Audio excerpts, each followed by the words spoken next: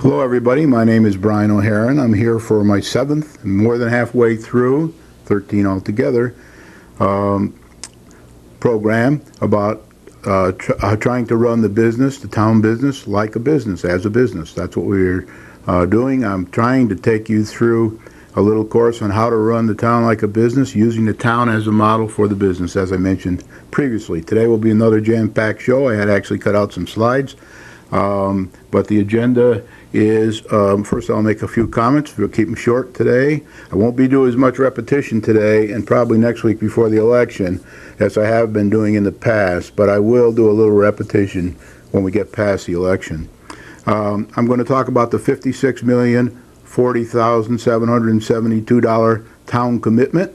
That's a result of the $42,484,000 bond issue. I'm going to try to emphasize this $56 million, so I can get it into everybody's head, so that you know what this town commitment can be. Can be more, of course, and we'll talk a bit about that during the program. I'm going to talk a bit about the official 10-year average tax statistic. There was a little confusion about the tax statistic that I put up over in the past, and because our revaluation year came right in the middle of the 10 years, so I did send a letter to the town and asked them for an official view from the town finance director on what the average tax increase was over the last 10 years, including reval. We'll talk about that. Then just a bit about vision appraisal, a quick bit about notices, and then creating an environment for success part 2. I want to try to get as much of this in before the election as I can, because I think it's important. And then I don't think we'll get to expediting the solution tonight, because we do have a lot of this $56,040,772 commitment to talk about. And then I will talk about some business candidate selection criteria I put up last time, with a few more things with it, and then go over the 9 business candidates. And tonight I want to go over, last time I went over 3 or 4 of them. This time I want to go over more of the Republican slate in a little more detail. I didn't talk about them previously, but I do want to talk about them today. I put up a couple mottos here. One is haste makes waste, which I think is pretty appropriate to this whole bond thing. And all that glitters is not gold. You've probably heard these in the past when you were young.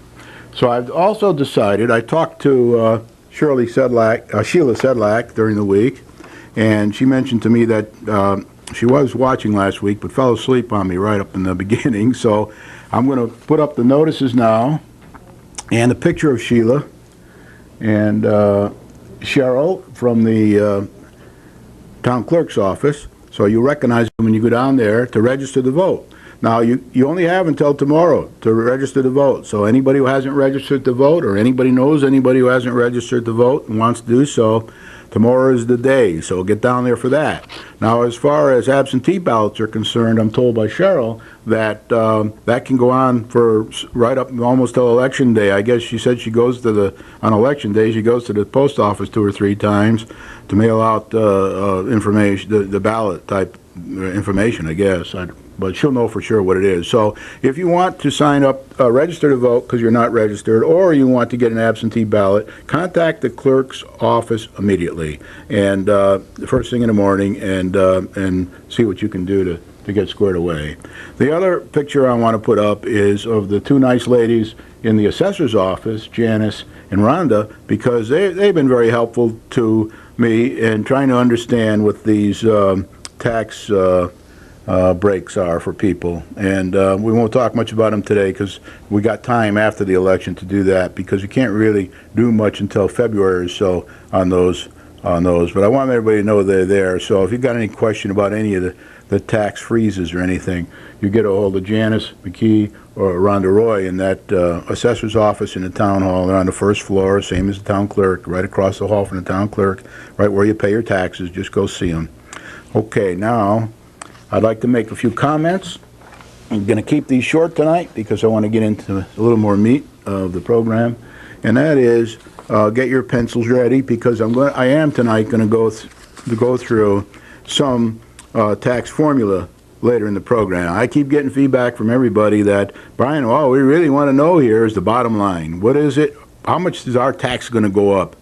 next year, and it's very hard to do that with the complexity of this tax year. So I'll give you the formula, I'll give you some examples, and then you can work it out or get someone to help you work it out. It's very simple. Write it down when you see them come up in another 15 minutes or so or whatever. And then if you need help, get a hold of me or go down to town hall. If you get a hold of me, it'll probably save the town hall people at a busy time of year, but I'll be happy to help you go through the formula and explain it to you, and you can be able to figure out what your own tax increases will be. It's too complex to go through here. It'll take too much time, and most people don't seem to want to go through the complexities of it all. The next is I will have a few Halloween pictures up at the end of my grandchildren. I have one grandchild I think will be born next year around June, and that grandchild will be 25 years old when this bond issue interest and principal are paid off, if it goes according to plan. Might be older if it doesn't. Very unlikely to go quicker, because once you have a plan to pay off a bond, it doesn't go much quicker. I do want to have a couple corrections tonight. One is I did change the formula in the Dick's paper that I put up last week, and I will put the numbers up here. I changed the formula to 2.92% instead of 3%. I had used 3% to change the Dick's into percentage, and the 208, 209, or the future taxes into percentage. So I changed that just to be more accurate. I did get some feedback from several people, and I'm thankful for that. Always accept feedback. When you're moving fast and you're trying to learn something new about it you never experienced before, about how town runs its business, you've got to be open to feedback, and then you've got to accept it and live with it. I'm going to have another guest tonight. His name is Paul Revere, and I will probably pop in about halfway through the show. And in the first set of guests I have, I don't know if they're up now or not, but if not, they will be. And that's all the town pioneer businessmen that started this town way back in the 1700s and 1800s and 1900s, and made it a success for us. And we often hear the bad about the past, not too much about the good, but these guys are here to give me a little support now and talking about running the town like a business, as they did, and hiring businessmen or electing businessmen for the selectmen. Now, I'm not sure all these people that are with me here tonight were selectmen, but they were all very instrumental in running the town like a business and choosing selectmen and working with selectmen and making the town what it is today. I would like to also say special thanks to Kathy O'Brien and Barbara DeBellis. They don't know I'm going to thank them tonight, and I hope they're not mad about it, but they were very helpful over the last couple of years, and they attended some of the meetings for the development, tried to understand the development, and saw, I think, what the development, if done properly and passed through all the committees safely, could do for the town, and I thank them for that. I don't know what political party Barbara's in. She lives out of town and maybe doesn't vote here, I don't know, but Kathy O'Brien is a Democrat, and it just goes to show you that not all the Democrats are against the project or are not in favor of the project. A lot of them are, and I would say probably most. So they have never come out, to my knowledge, with official declaration of that, but as other people have done. But I do thank Kathy for her time and her of going to the meetings and trying to understand the pros and cons. The other thing I'd like to say is, remember, I put up a slide last week. I was going to do it this week, but for time's sake, I didn't.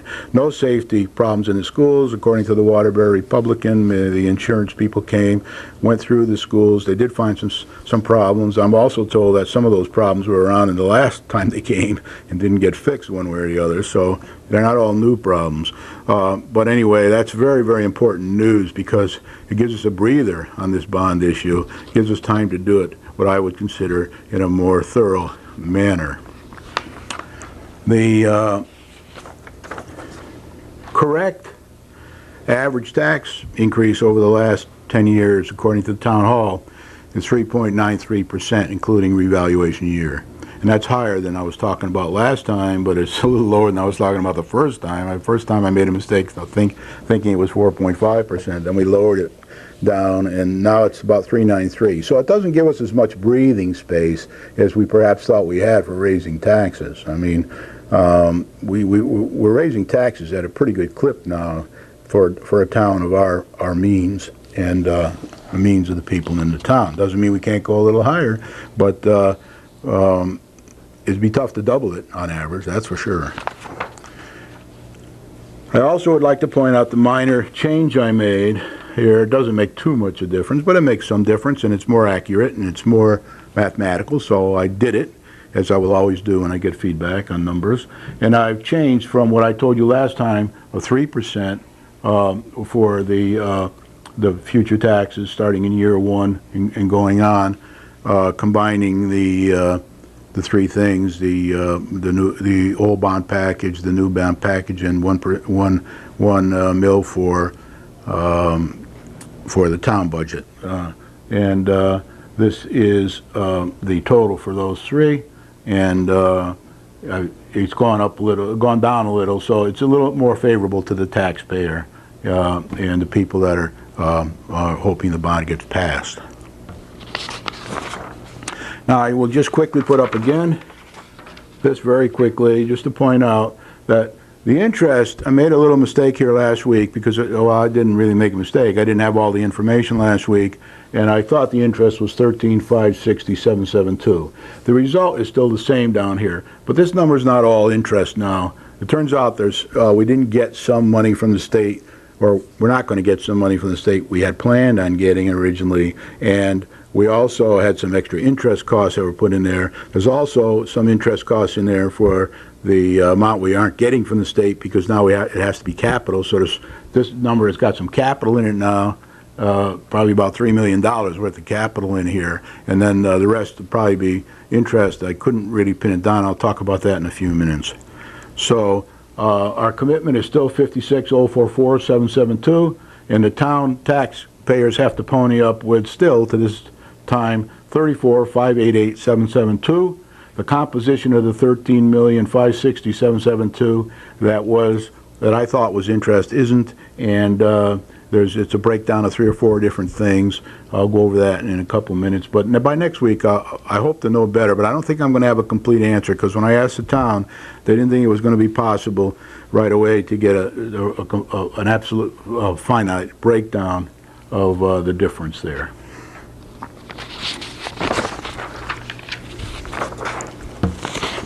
Now I have a little bit of what I think is devastating news, and it's not news that I like to see 4 months into a project. I don't think I've ever had this problem myself. I talked to a bunch of the people running for office, and they said they never had this kind of a problem on any of the projects they ran. But it turns out that we had an article in the newspaper, in the Waterbury Republican this week, which caught my attention.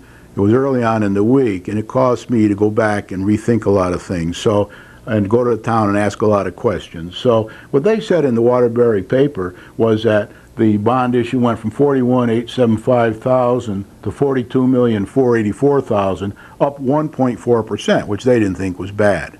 But unfortunately, the last time we had this time it was 41,875,000. The last time it was 27,906,000, and that's a difference of 24%.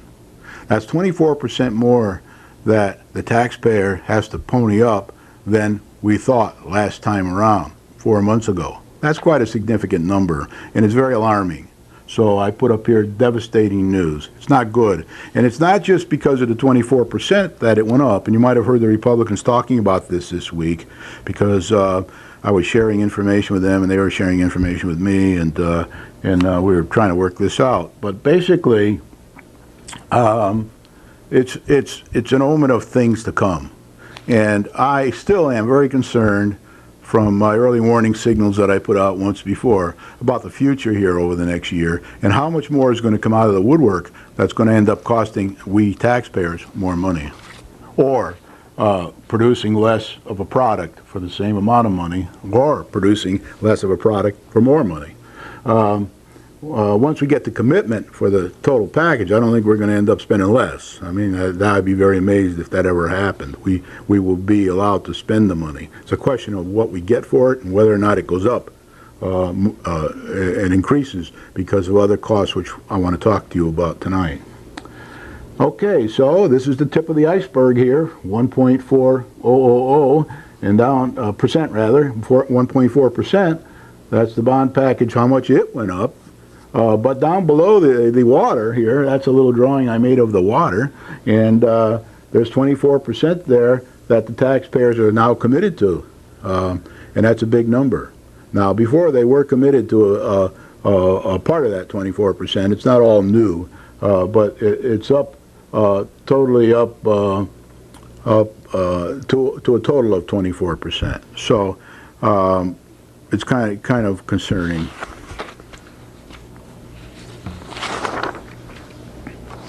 Now, I wrote a letter to the town hall and I asked them for, actually between this time and the last time, there was a $6 million increase in the taxpayer, what we thought we were going to pay last time, what we're going to pay this time. And because there was interest in there last time. And so it amounts to about $6,682,772 more this time than it was last time. So what we did is, I sent a letter to the town, and they did answer, and they gave me some facts. And the facts are that the debt and short-term interest went up by $609,000. Now, we always knew that all the short-term interest wasn't in there. And if you notice, my 14% that I put up months ago is pretty well what it is now. It's up more like an average, up around, at peak, it gets to about 15%. It's a little more difficult to explain because it's different every month, every year. And jumps around a bit, but so it's $609,000 more in interest. The grant reductions are $1,424,000. That means last time we thought we were going to get grants from the state, and it turns out that they're less than we thought they would be. They're $1,424,000 less. So that means we have to put that money up, plus the interest on that money over the 20 years of the bond package's life, plus any short-term interest to do the work that we have to do. Now, the other thing that was pointed out to me this week was that, in looking at the package that was given to the selectmen by the ad hoc bond committee, was that there was a $995,000. This was done in June, in July. That was what the date is on the ad hoc bond committee report, and the Dix was before that in June, and the July report had about $995,000 more than the Dix report had in there. So the last official number we had from Dix was $995,000 less than this one. So if you add these numbers up, you got about $3 million there. And then the rest of it is made up of interest and question mark. Is this a short and long-term interest? And then I got to figure out, or somebody's got to tell me what that question mark is. My guess is I probably won't be able to get that information for quite a while because it's not easy to get. It has to be a lot of work on the part of the finance director to do that, and I'm not sure it's worth doing. The bottom line is, that there's a difference of 682,772, and what I want to talk about tonight is the implications of that. And but before I do that, I do want to go to help you on understanding your tax commitment. I'm going to slow down here a bit, and I'm going to give you some formula that you can write down. I'm not going to dwell on these, but basically the formula to figure your taxes is the appraised value times 70%. So if you know your appraised value, and you can get that from the city hall, town hall, and that equals the assessment. And then you take the assessment, we'll say in this case is $100,000. It's the same number that the Republican used to give you an average number. And you multiply it by today's mill rate, which is 34.26, and you get 3,426, if I did my math right here.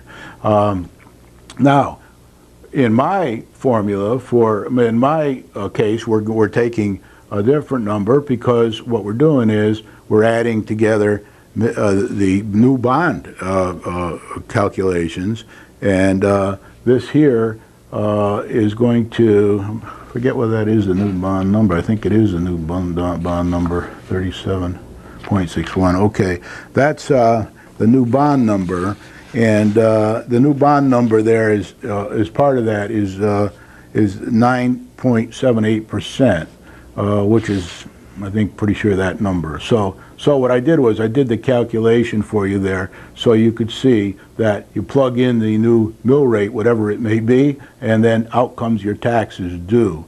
And for every 100K of assessment. So with the Dix numbers, the peak year, which the Republican used, is 37.61 mills.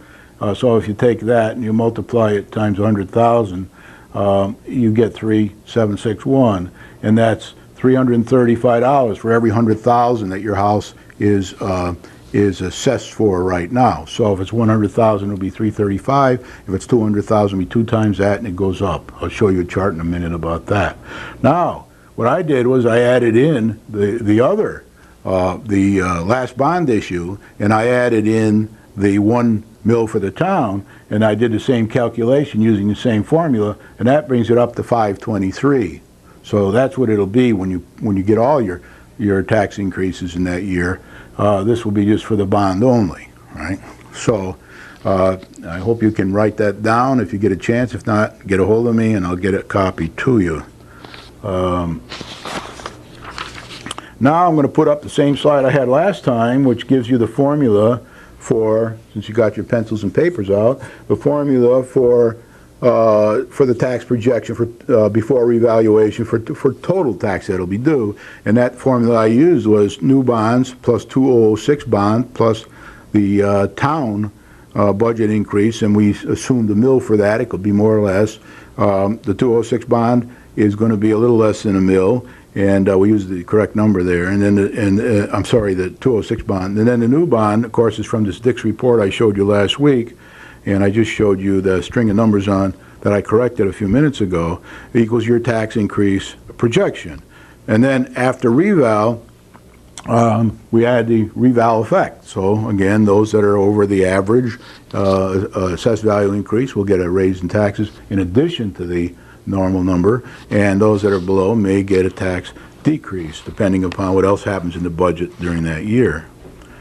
Now, here's the Dix and Peak. They used a bond. They used a Peak one in the Republican, so I took the same Peak one. At the peak year, it's going to be 3.35 mils or 9.78% for the new bond alone. And then when you add in the other town money and the old bond, you get 523 per 100,000 of assessed value. The town is used to working with assessed values, by the way, on this tax stuff. They're not too used to working with appraised values. They usually deal with assessed values. Most of the numbers I show you and the number they used in the Republican were assessed values. Okay, now the tax increase here, peak bond year, year 6 is when the peak new bond year will be. It goes up and then it goes down after year 6, and that was what I showed you in my last slide last week. And so what I did was I did a little calculation here to show you that you take the 335 from the bond, new bond, and you add to it the 188 from the old bond and the town tax increase, and you get 5.23 mils. And you take 5.23 mils and you add it to the current mill rate, 34.26 mils, and you get 39.49 mils, or 15.27% tax increase when you include all these things together.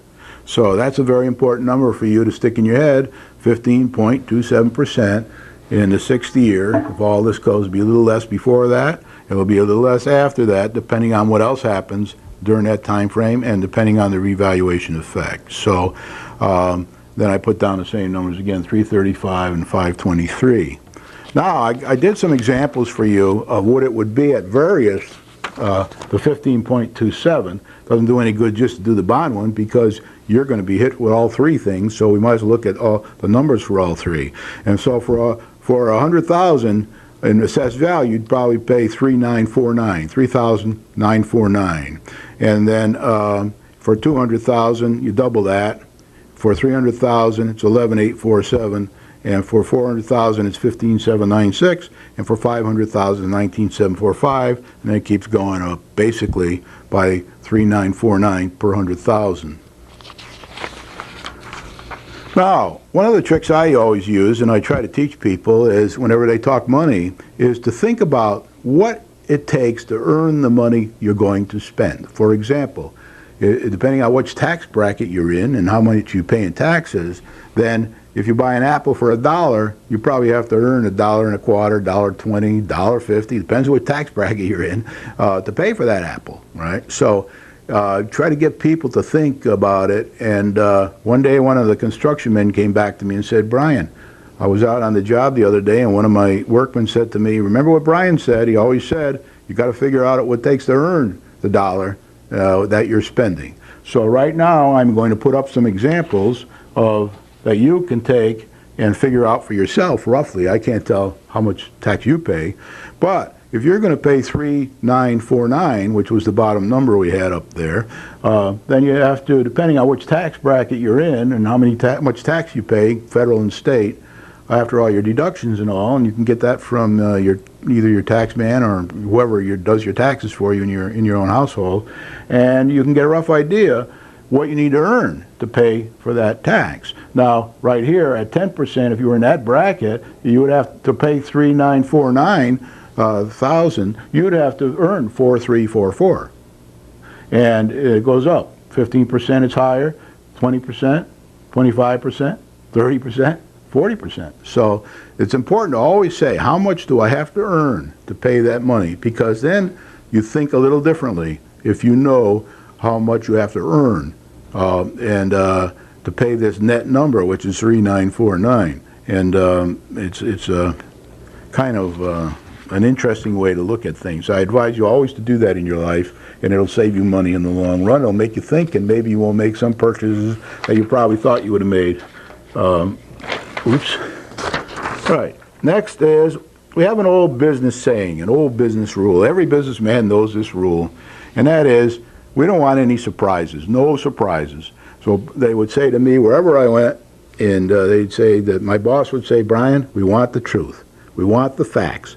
Get the facts. Make sure they're correct when you come and tell them to us. We don't want any surprises."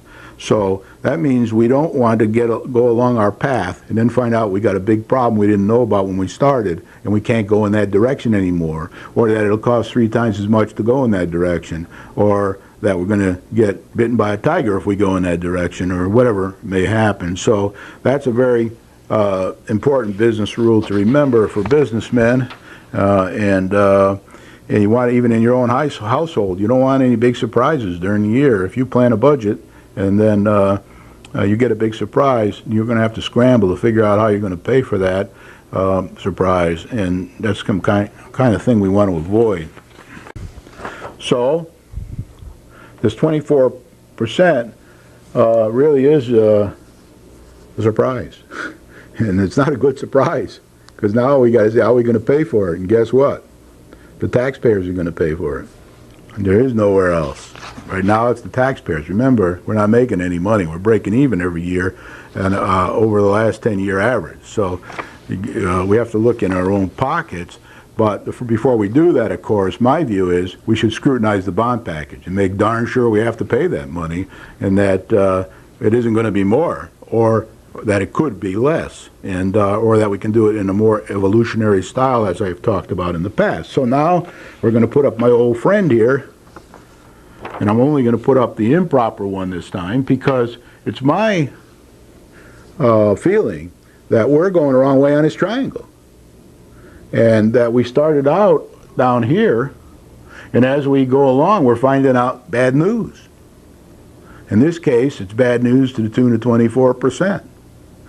And that's a big percentage. I don't think I've ever, in a project I've been on, and I've been on some pretty big and tough projects, been over by 25%. Even on my house extensions, I mean, just inconceivable to be over by 25%. if it's planned properly. If it's not planned properly, then of course it's very possible to be over by 25%. So we're in this pickle right now here. We're going in the wrong way. We're going up this slope instead of down the slope, as I pointed out on the good triangle over the weeks. And what scares me and what concerns me, I'm keeping my head, however, is that things could get worse before they get better. And that's what I'd like to talk a bit about now. Some of this is repetition. In the Gillette papers that come with the Dix papers for the bond package, they say that the selectmen can spend the whole amount whether it's spent as planned or not. As I pointed out last week, that's a big risk. And I don't think we, as the taxpayers and people who are ponying up the money, really want to let that happen. So I think that's very, very bad, and that's an indication that we could be in worse shape before we're in better shape. The next indication is these selectmen can borrow at will up to the maximum bond commitment, escalating the short-term interest rate further than it is in the plan.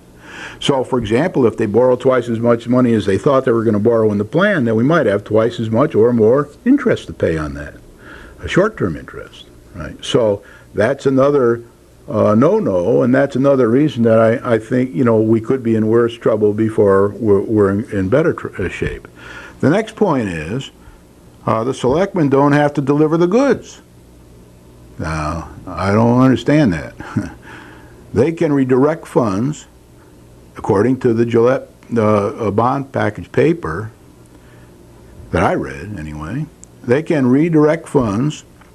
They don't have to deliver the goods. They can redirect funds and deliver a portion of a loaf or no loaf at all at their discretion. Now, what if you went to the store tomorrow and you bought a loaf of bread and paid for it and then they only gave you half a loaf or no loaf at all?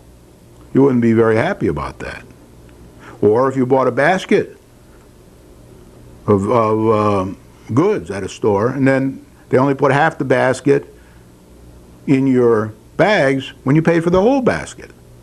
So it just doesn't make any sense to enter into a contract like that and enter into that situation. The next is, as we all know, the interest rate, and it may have changed already. I couldn't really figure it out. I talked to the finance director, and it's pretty tough to figure out the interest how Mr. Dix calculated it all. So I couldn't do it. But the interest rate will fluctuate, or most likely, the interest rate may change for the worse, or both short and long-term interest rates. We got short-term interest until the bond floats in X number of years when the work is almost done. It doesn't have to be completely done, but it has to be substantially done before we can float the bond. And both the short and long-term interest rates can change in that period of time. So it's best, as I said last week, to try to pin those down before we enter into that. Next is the escalating, bids when received may be much higher than the present guesstimates, and I mean guesstimates. This is kind of a managed by objective thing at this stage of the game. We don't have bids from what I can determine, and I did see things in the paper that says we're going to organize ourselves to go get bids sooner or later, but I don't know if that's after we approve it at the referendum or before. I don't know. I'm not privy to that information, but that's not good. We really should know more before we go to the referendum and vote in favor of this bond package. We should know more about, what it's going to cost, and we should actually probably get bids. Matter of fact, somebody did ask me, what would you do, Brian? And I said, well, I probably would have a little bond package just to go and study this thing properly. And like when I did the extension on my house a few years ago, and I've done many extensions on houses all over the place, I first had to spend some money to get a proper plan, to get an A2 survey, to get through the committees. I had to get a plan so that the builders could bid on the house, and I had to tell them exactly what I wanted to do. And then when they bid on it, they said, we're bidding on exactly what you told us. If it changes, then perhaps the cost will change and we'll need to sit down and talk about it.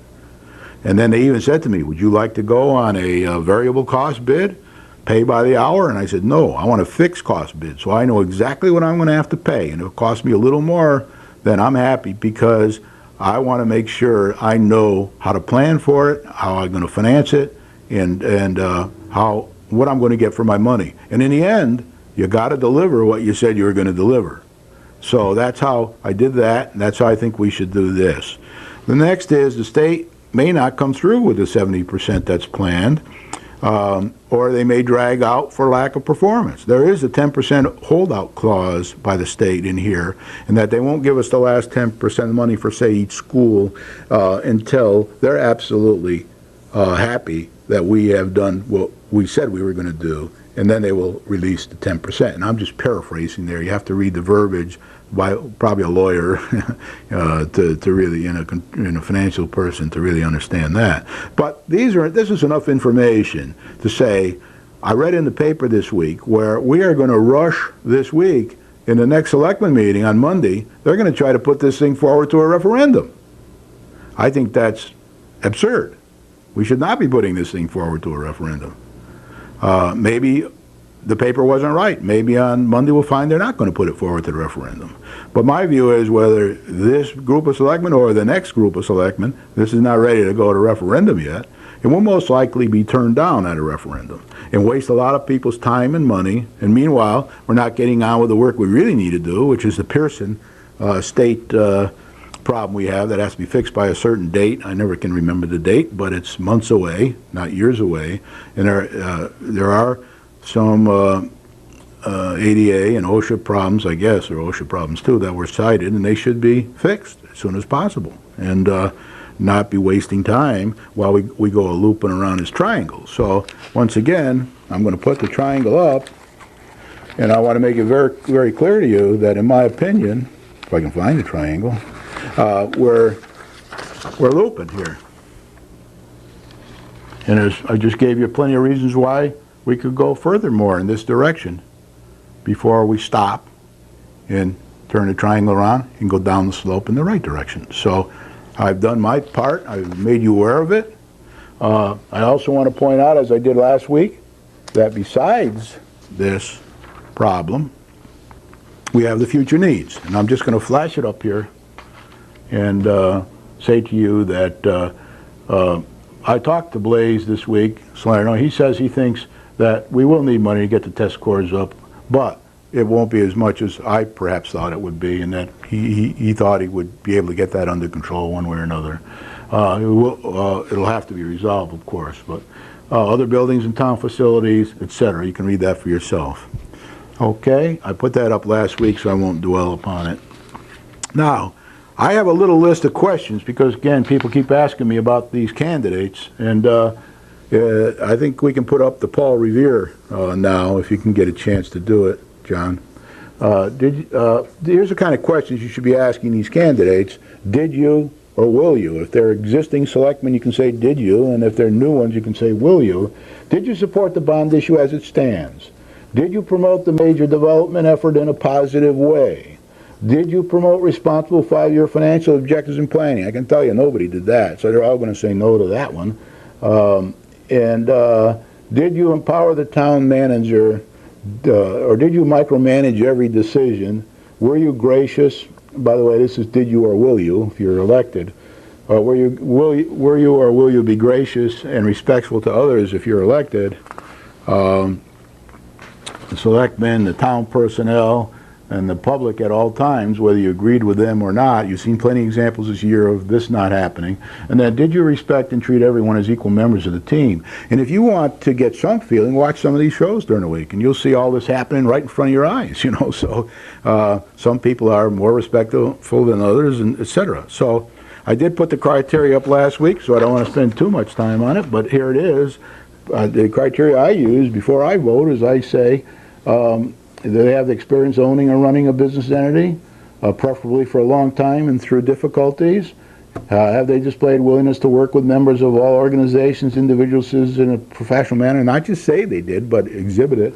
Live up to their promises they made in the last election. And we noticed a lot of people that really made a lot of promises last time and didn't live up to them. we'll talk around that a little bit, but you know, you got to try to pin them down on that one. And then, have they exhibited proof of such? So with that, I'm going to put up my normal list here and talk a little bit more about it this week. And I think I wanted to put Paul Revere up behind me because I think all you people out there in watching on television, I know there's plenty of people watching because I get a lot of good feedback from people, and I do get some corrections to my numbers too that I then make.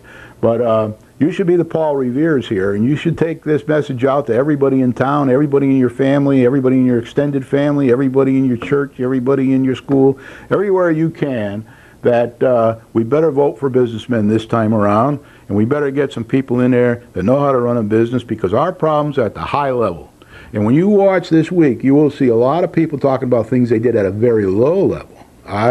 I did this little thing, or I did that little thing, and to them that was a big thing, and I'm not disparaging them for that. But I'm talking about the real big stuff that I just listed for you. Are we working on a 5-year plan? You know, did we live up to our commitments? Did we promise things and then deliver them, right? Not blame other people because we couldn't deliver them, but did we do that, right? So I think in order to do that, we need to get up here at the high level. We need to deal with the issues. We need to deal with those charter changes. We need to deal with getting the selectmen in. And I want to talk a bit about this week about each of the Republicans candidates, because I've talked about the other ones in the past. I still think we want to get I talked about Art Melcher last week, Richard Pozo. I talked about Matthew Brennan, and I talked about Jay Budahese. And I said they all have business experience, some less than others, but they all have business acumen. They all want to get in there and work together. They all want to do the right thing. Some of them are frustrated now, and they're behaving a little funny sometimes, but I think once they get in and they start working with other people that speak the same language and they get rid of some of their frustration, then they can channel all that power in the right directions. And I can't guarantee that, but we have to take some risk here, and we have to, you know, make some decisions. And it's certainly better to bet on somebody who's got the kind of experience we need than bet on somebody who doesn't. So it's going to be a rough ride, as I always said, no matter which way we go. So we got to try to do it. Now, this week I want to talk about a bit about each of the Republican. I got about, I say 10 minutes ago, maybe a little less. But Gene Berlinski has been a part of the business environment since the age of 15. He's a local person when he worked in his parents' feed business. He was the owner of the Old Forge Calf in Winsted, and then founded Coal River LLC, which still exists, with his partner. Coal River is a sand and gravel processing business for roads and driveways. Gene is also a business entrepreneur. He purchases property and designs and builds houses and subdivisions.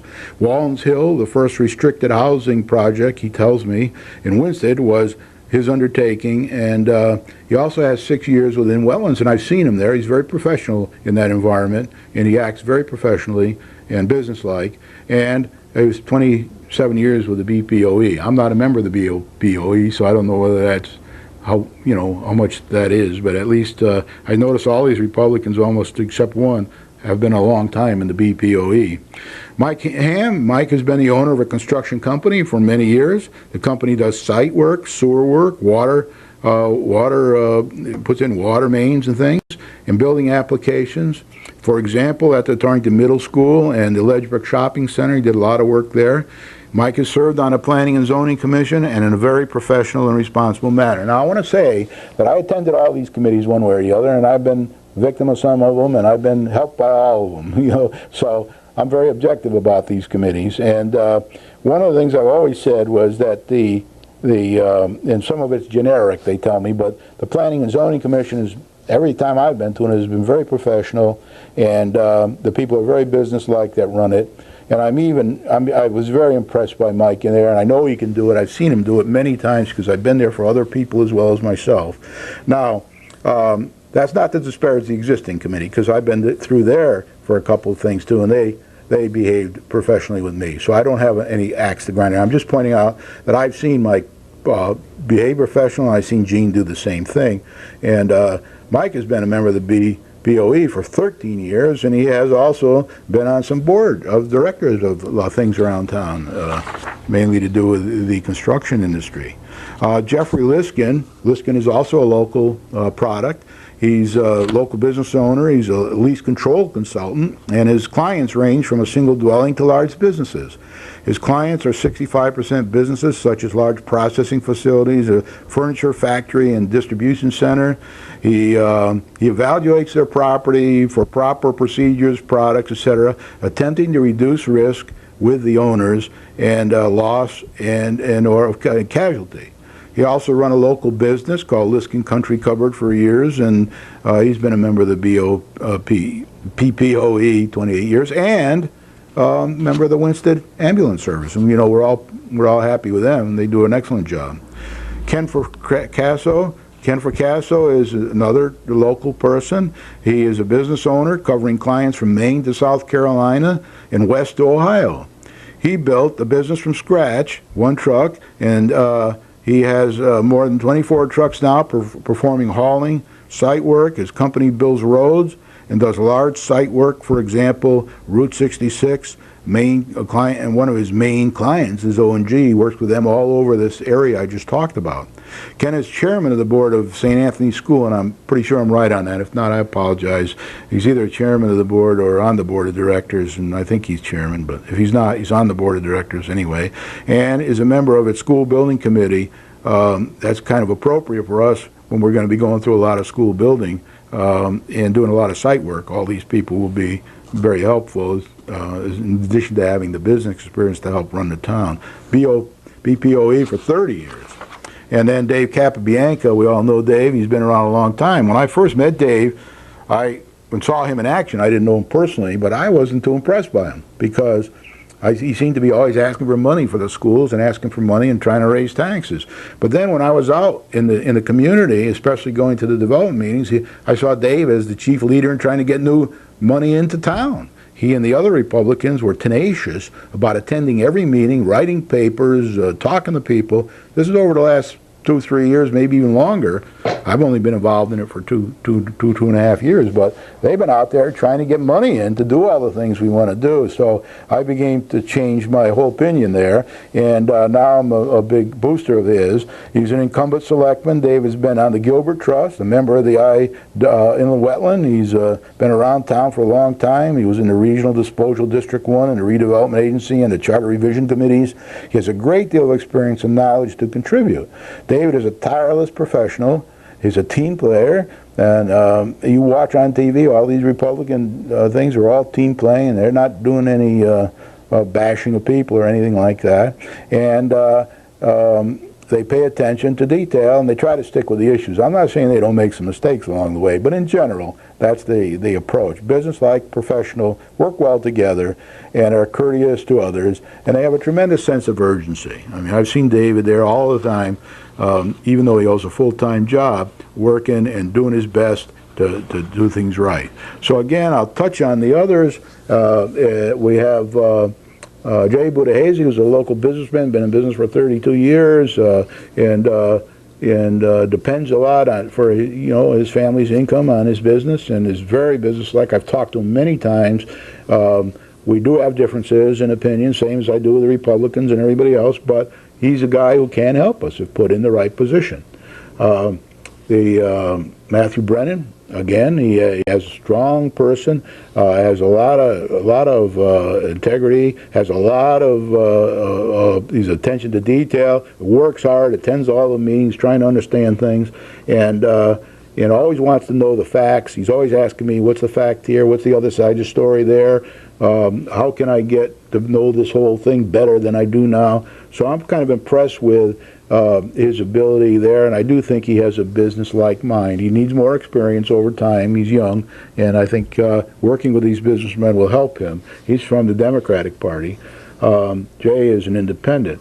And then we have Richard Pozo, who is very misunderstood. He's a very good businessman. He's owned a few companies, been successful, and he frustrates easily, however, sometimes when not in power. I'm hoping that once he gets into power, that he won't. That he'll have more kindred spirits, and he won't be on the outside looking in, and he'll have other people trying to help him, and he'll be very helpful to us. And then Art Melcher, he's with the Winchester Party. I've seen Art a lot. He he was involved when I went to the Independent Party and explained my whole theory here on how to help the town with the development. He raised his hand in favor of my green papers. That was before he changed to the Winchester Party. I haven't seen him since. I don't know whether or not he still agrees with the development, but at that time he did. And I think that in the right environment, with the right people around him, Art can do a very good job. So he's been tireless over the last 15 years in being on committees and trying to help people, and he participates. He gets in there and rolls up his sleeves.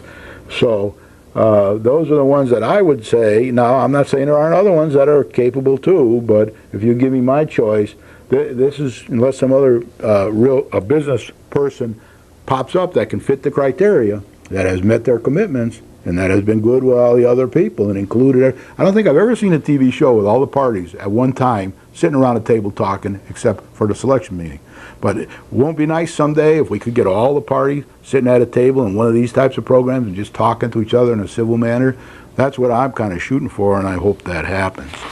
Okay, I'm running out of time. I didn't get to the next issue again this week, mainly because I spent more time than I wanted to on the bond issue. I think I got a couple minutes left. And I think now let's put up the Halloween pictures and let's go out with the pictures, the happy faces of my grandchildren. And I have a little surprise for my daughter Christine, who's here tonight, running the camera again. She's in one of these pictures at a very young age. I think she was probably about 8 or 9 when these pictures were taken. And she's in her Halloween costume. Now she's 28 years old, going on 29. She speaks 3 languages, one of which is Arabic, and she has won in 99.9% of another master's degree, one of which is French.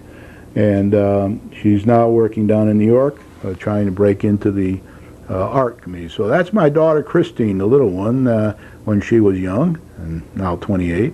And that's my elder daughter, who lives up in Maine, when she dressed up mainly to take my younger daughter around San Diego trick-or-treating. That's both of them. Now you see Christine by herself in her costume, again out in San Diego. She has a broom there. I guess she's supposed to be a witch. She's not a witch, of course, but was dressed up like one. And the next person I have is, well, people I have are, get them, my little grannies. And I have 3 grandkids. They are the apple of my wife and my eye, and next to our children. And I have a little trouble here with the picture, but we'll get it up there. But John always comes through. That's my granddaughter, Anna, and that's my grandson, Milo. I have 1 grandson. My other granddaughter is not, we don't have a picture of her in a little uniform. I tried to get one, and I didn't get it. Now my son, we don't have here, Patrick, because, okay, thanks a lot, that's okay. I think they got the picture there.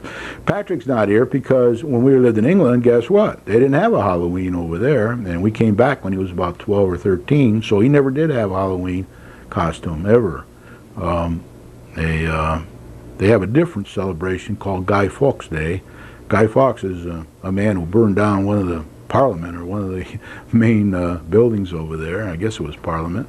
And they celebrate that every year, and they give people go around asking, they get in a costume and they run around asking for a penny for the guy, a penny for the guy, and they usually get that.